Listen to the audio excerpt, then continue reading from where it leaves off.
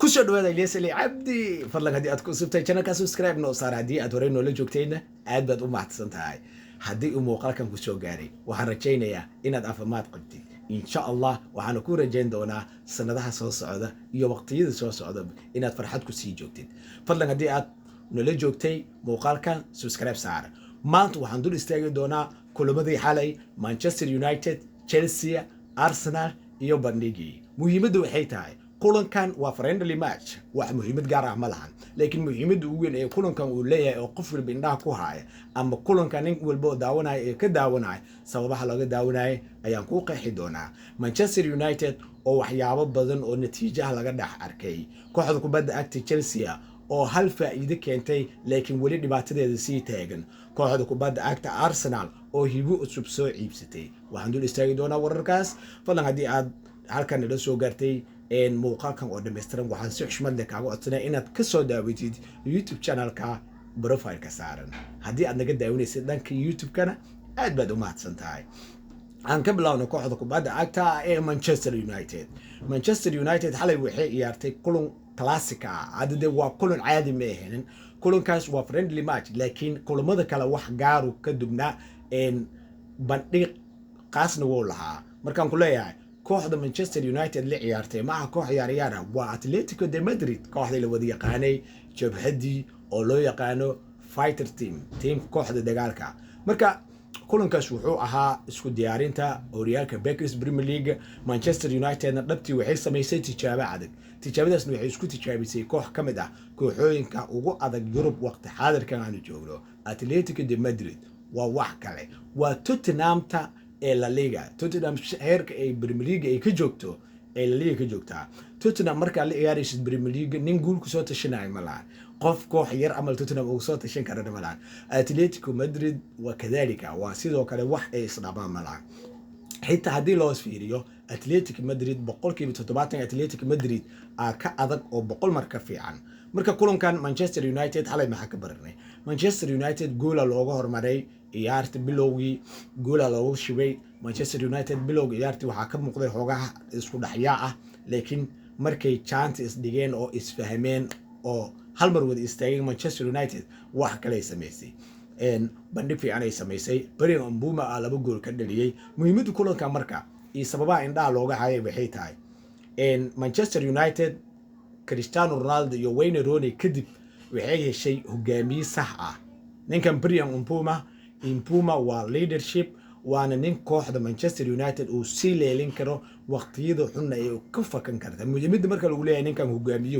waa inuu ahaada nin waqtiga loo baahan yahay la heli karo marka Brian Mbuma wuxuu noqon karaa mid Manchester United wax badan ku soo kordhi xiliyaareedada soo socda kaasna waxaan dhihi karnaa waa weeraryahan dhammaan Manchester United taageerayaasheedana dhabtii waxay ila tahay inay ku qanacsan yihiin qaab ciyaareedka Brian Mbuma marka wax kale oo xalay kulankaas laga dhex arkay waxay ahayd mucjisada kubadda cagta oo ama mucjisada kooxda kubadda cagta Manchester United hadda u soo baxday weeraryahanka yar ee akademiyaha ka imaaday ninka lagu magacaabo Gabriel waa laga yaabaa inta badan aqoon saas ayna u leeyahay laakiin aniga ilaa iyo rantis kooxda Manchester United akademiyadeeda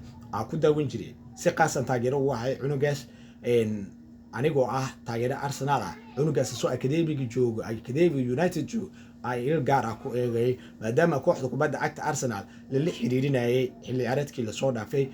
Gabriel waa mid ka mid ah xirfadayaasha kubadda cagta u soo kacay waxaana dhihi karaa Manchester United booski CR7 cunugaas uu buuxin karaa waa classic in laga shakin karo maan muhiimadda kulankaas waa Gabriel iyo ninkan Brian Mbuma kulankaas waxa loo daawanay iyo qaab ciyaareedka Manchester United oo aan caadi ahayn aan ka tagno Manchester United waxaan dul istaagnaa kooxda kubadda cagta Chelsea kooxda kubadda cagta Chelsea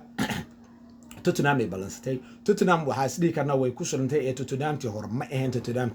Tottenham oo isoo diyaarisay oo xilli ciyaareed isku diyaarinayso xitaa ku guuleysay koobo waaweyn iyo kooxo waaweyn inay jilbaha u dhigto isku diyaarisay balansatay kooxda Tottenham ay balansatay marka Chelsea sida caadada ahayd Chelsea calay iyadoo xitaa 59 daqiiqo ciyaarta markii mareysay red card loo qaatay ayaa haddana 2-1 looga baday waxyaabaha kulankaas laga bartay wali Chelsea inay isku aadin waxaana ku faa'iido ugu weyn uu helay Chelsea macalinkeeda khasaaraha kale oo kooxda wali haysatana wadaan ku sheegi doonaa Chelsea oo Shaafi wuxuu ku soo kordhiyay koroosada duwaha iyo tareega labada garab daafac ka ciyaaro korooso fiican ay keenayeen xalay taas oo looga baran kooxda kubadda cagta Chelsea kooxda Chelsea faa'iido u tahay weeraryahan gool ay ka heli karaan leeyahay dhibaatada Chelsea haysato waxay tahay qadkeeda dhax wali isku dhaxyaacaya ka jira qadka dhax ee Chelsea wali waa xamaaliyaal xirfadle ma joogo markii Chelsea waxay u baahan tahay dad xirfadlayaal ah oo dhaxdaas kubadda u heen kara oo u qaybin kara inay keensato hadda suuqa inuu furan yahay fursad fiican ay u haysataa haddii laakiin midaas ay sameeyeen oo Chelsea sidan ay ku imaado waxaa la leeyahay Chelsea wali waqtigeeda wax badan ka dhiman inay isku aad misku dhow khaasatan kooxdan daafaceeda iyo xitaa ninkan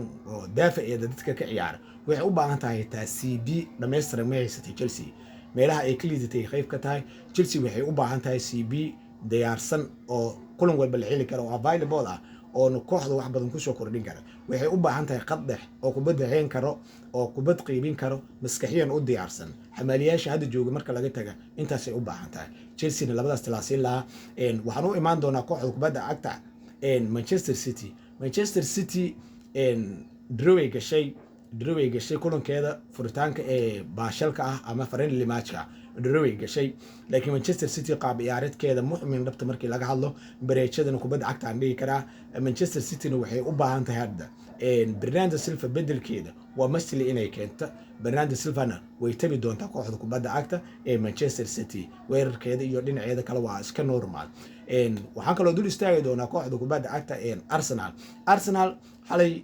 Girona balansatay la liga xalay dad badan ka shadnaa Girona balansatay Arsenal afar ay xalay ku haaqday muhiimadda kulanka loo daawanayay waxay tahay guul wax ay keenaysa malaha sababta kulanka loo daawanayay waxay ahayd tijaabada Christian Trossard oo hadda cusub oo Leo Trossard bedelay qaab ciyaareedkiisa kooxda kubadda cagta Arsenal waa another level waxa la dhihi karaa waa nin kubadda inuu soo jiito 4-3 inuu dhaxmara oo wali antuu dhalinayo goosh uu dhali waa aragtay ninkii daawaday gooshan uu dhali ninkan gooshan dhalinayo waxa la leeyahay waa another level kubadda meeshuu ka soo qaatay waa arki kartaa gooshna sidoo u dhaliyay waa arki kartaa waa waxyaabaha oo taageerayaasha kubadda cagta dhamaantood ay soo jiiteen oo ay ugu odeeyeen inuu noqon karo xitaa saxiix ugu fiican ee Premier League ciyaareedka durba hadda waxa bilowdeen taageerayaasha Arsenal iyo gebi ahaan falanqayaha kubadda cagta waxay leeyihiin kan waa mid kamid ah oo hibooyinka Premier League haatan ku soo biiray wax badan waa laga filin karaa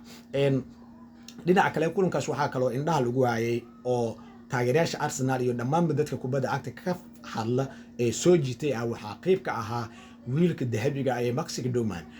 Doman kulanka xalay man of the match saaqatay gool uu dhaliyay gool uu caabiyay intaas kaliya kuma ekaane bandhig ajiibu sameeyay oo marka Maxi Doman waxa la leeyahay waa hibi kale oo Arsenal u soo baxday hadda waa 16 jir oo historial Backers Premier League dad badan oo kana si badan yahay ninkan aan dhigi karnaa waxa kale oo kulankan xalay la qiimeeyay ninka la yiraahdo Luis Skills kaas oo loo badinay Arsenal inay iibin doonto Luis Skills hadda waxa la leeyahay qadka dhexe Arsenal waa xidig ay ku najaxi doonto Arsenal ay sii haysan karto macallin Arteta wuxuu go'aansaday Luis Skills inuu kooxdiisa ku sii haysto bandhigiisa marka aragtid kubadaha xasiloonida ka muuqato kubadaha markuu haysto waxyaabaha isha gaarka ah lagu haay qayb ka Kai Havertz sidoo kale gool u dhaliyay laakiin waxa la leeyahay ninkii Victor Gyökeres wali Gyökereski la rabay ma ahan midkan waxay u baahan tahay Arsenal marka still Arsenal waxa leeyahay strike ay u baahan tahay ama Havertz oo noqon doona number 9 ka number booska koowaad oo Gyökeres marka booskiisa Bastrof la saaray ama shaki badan la geliyay booskiisa booska koowaad ee Arsenal weerarkeeda haddii aad halkan la soo gaartay saaxiib aad baad u mahadsan tahay waxaad si xushmad leh kaaga codsanaya muuqaalkan inaad gaarsiisto asxaabtaada haddii aad halkan la joogteen waad ku mahadsan tahay